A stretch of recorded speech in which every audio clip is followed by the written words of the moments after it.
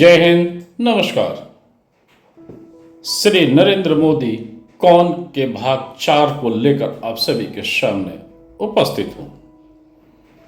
ध्यान दीजिएगा।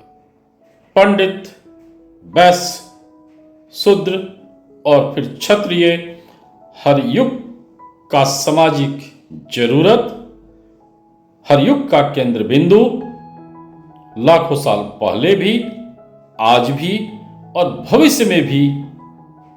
तो फिर राजनीति क्यों, समाज में राजनीतिक बीज को बोने का मकसद क्या, इसी एपिसोड में आगे आपको समझने को मिलेगा और आने वाले अब कई एपिसोड में इस पर उदाहरण के साथ चर्चा भी आपको मिलेगा।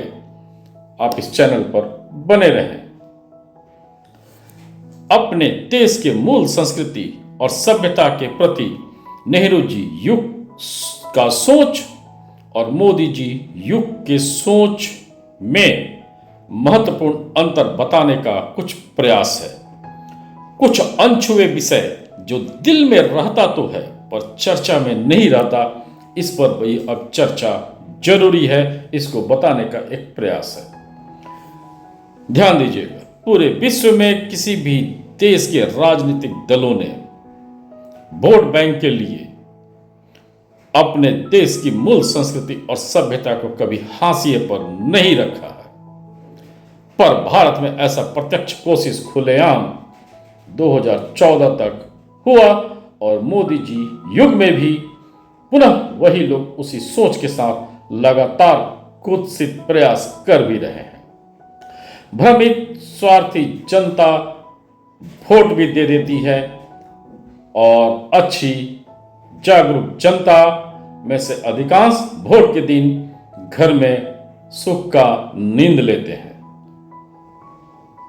अतः इस चर्चा को आप ध्यान से सुने और अपने दैनिक दिनचर्या को वोट के दिन जरूर बदलने का प्रयास करें। पुनः ध्यान देने वाली बात, मूल संस्कृति और सभ्यता को हाशिए पर रखने के लिए सबसे पहले सिर्फ वोट के लिए मुस्लिम को कई अनर्गल सुविधा दिया गया, जो हिंदू और मुस्लिम के बीच स्वाभाविक खाई बना और आज का वक्फ बोर्ड जैसा मामला गंभीर बनकर नेहरू जी और उनके अनुसरण से अनगिनत राजनीति के प्रयोगशाला को साफ साफ दिखा रहा है। फिर हिंदू संस्कृति और सभ्यता रूपी मोती माला को जाति में तोड़ते रहने का कुत्सित प्रयास अभी तक अनवरत चल रहा है, जारी है। यकीन मानिए, जिस देश के राजनीति में मूल संस्कृति और सभ्यता को हाशिए पर रखने का प्रयास हुआ है या जिसने भी कोशिश किया है, वहां की सत्ता और जनता दोनों बर्बाद है। गरीबी, बेरोजगारी, अंदर के आतंक से आम काम काजी जनता, पारिवारिक जीवन जीने वाली जनता त्रस्त है। अफगानिस्तान, पाकिस्तान, बांग्लादेश प्रत्यक्ष उदाहरण है। उपरोक्त तीनों देश कभी अखंड भारत का हिस्सा थे। तीनों देश क्रूर शासकों की मानसिकता से टूटे, सनातनी सभ्यता से, संस्कृति से अलग हुए। तीनों देश के वर्तमान निवासी के सभी पूर्वज सनातनी थे। आज उसी सनातनी पूर्वज के वंशज मुस्लिम बनकर अफगानिस्तान, पाकिस्तान और बांग्लादेश में निवास कर रहे हैं। परिणाम स्वरूप आज तीनों देश में सत्ता में अस्थिरता है। पूर्ण इस्लामिक सत्ता के होते हुए भी पारिवारिक जीवन जीने वाली जनता में त्राहिमाम है। भूखमरी, अशिक्षा, महंगाई से हर कोई त्रस्त है। अब दो आत्मिक प्रश्न आप सभी से करना चाहूंगा। क्या भारत के पारिवारिक मूल मुस्लिम भी अस्थिर देश चाहते हैं? क्या भारत की हिंदू जनता, सिख जनता भी अस्थिर देश चाहती है? सामने से अगर प्रश्न किया जाए तो सब कोई मजबूत देश के बारे में बोलेंगे। तब पुनः एक प्रश्न खड़ा होता है, कौन से राजनीतिक दल अस्थिर देश देना चाह रहे हैं और क्यों देना चाह रहे हैं?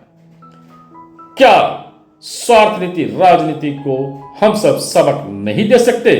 क्या इतने कमजोर हम हैं? क्या लोकतंत्र में सिर्फ जनता नाम के लिए है?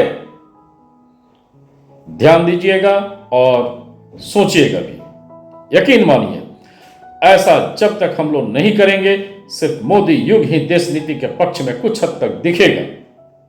कब तक पता नहीं, क्योंकि जब 90% राजनीति स्वार्थ राजनीति में लिप्त रहेगी तो मोदी युग को भी कई मोड़ पर राजनीति करनी ही पड़ेगी।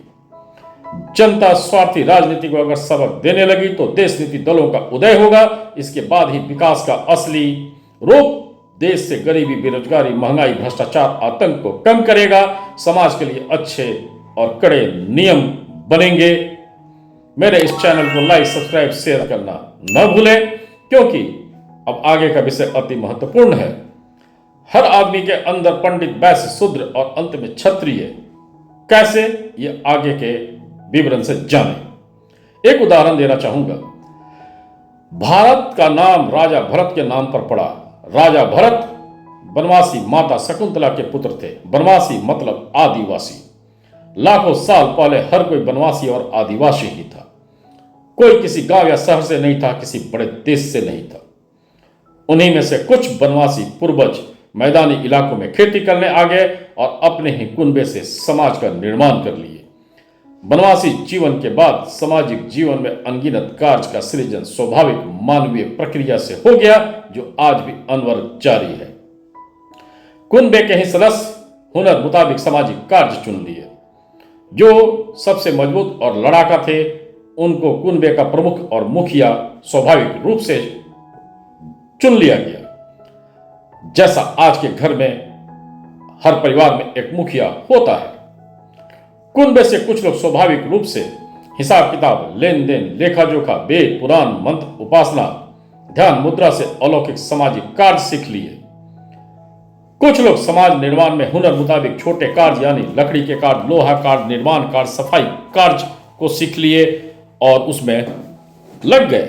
ध्यान रहे, उनमें से भी कुछ कार्य प्रणाली के हुनर से ही पंडित, वैश्य और शूद्र बने।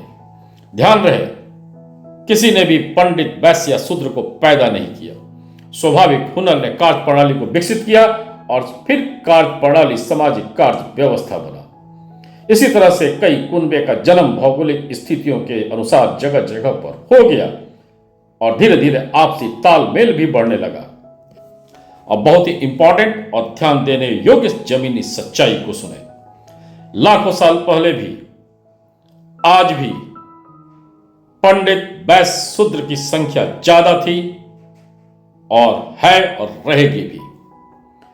इन्हीं में से जो लोग मेहनत से हुनर को बढ़ा लिए, वे और उनका परिवार अगली सामाजिक सीढ़ी को चढ़ता गया, यानी शूद्र से वैश्य या पंडित बनता गया।